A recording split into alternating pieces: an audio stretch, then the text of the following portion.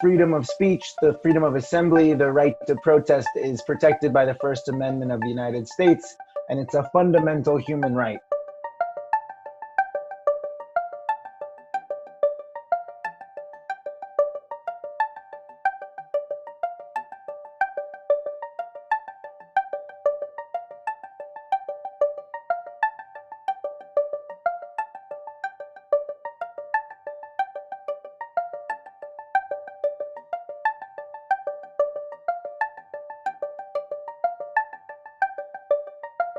If you're going to have a massive rally, shutting down a whole park with lots of speakers and you need parking and you're going to shut down a bunch of roads, a lot of places require you to have a permit for that kind of thing. You can't ban a protest just because they don't have a permit. The First Amendment protects the right to have a spontaneous protest in response to current events, which is very much what we're seeing right now. If you don't have a permit, the police can ask you to step out of the street to allow for traffic to flow.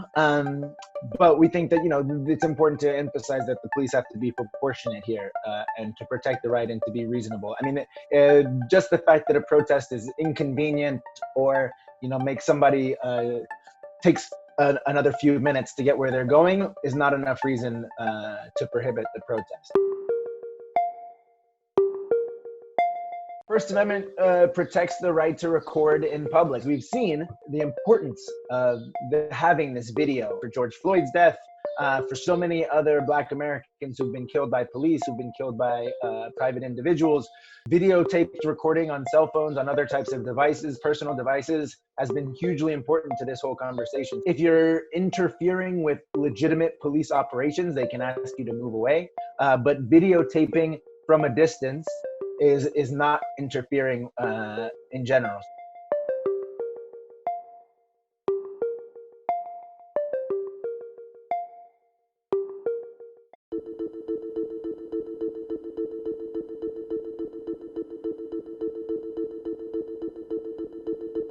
If you're at a protest and police approach you and ask about your video or your photos, they can't search your photos or your video without a warrant.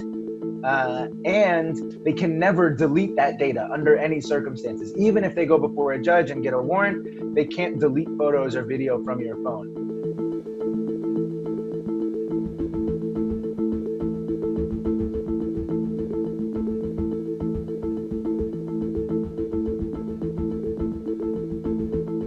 You can't say it's okay to protest one thing but not okay to protest another, or it's okay to protest on one side of an issue but not on the other. Causing discomfort, causing offense are not enough reason to restrict what someone says during a protest.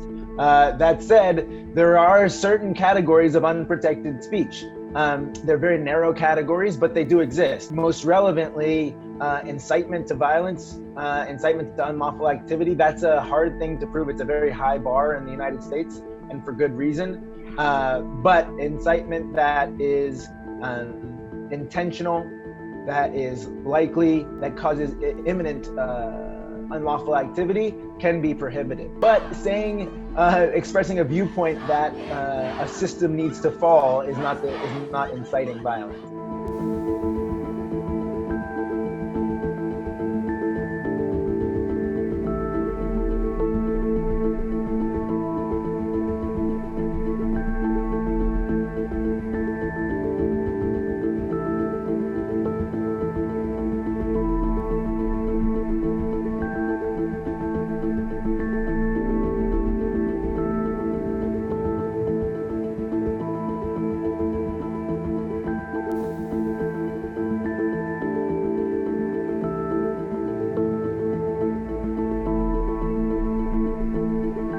They have to be reasonable.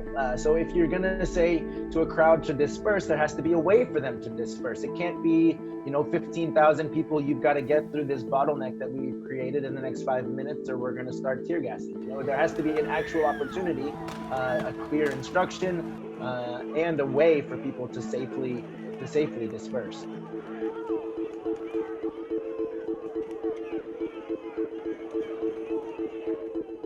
Seen excessive force used by police officers across the country. Sometimes people are intentionally break the law as a part of civil disobedience. But even for people who are not intending to break the law and not trying to get arrested to make a moral or ethical or legal point, we've seen people arrested for just exercising their right to peacefully protest. For Black people to go out into the streets, it's more dangerous. For other people of color, protesting has become even more dangerous. And I think to the extent that arrest is a real risk, people who are undocumented have graver repercussions in terms of arrest. So that's another thing to keep in mind.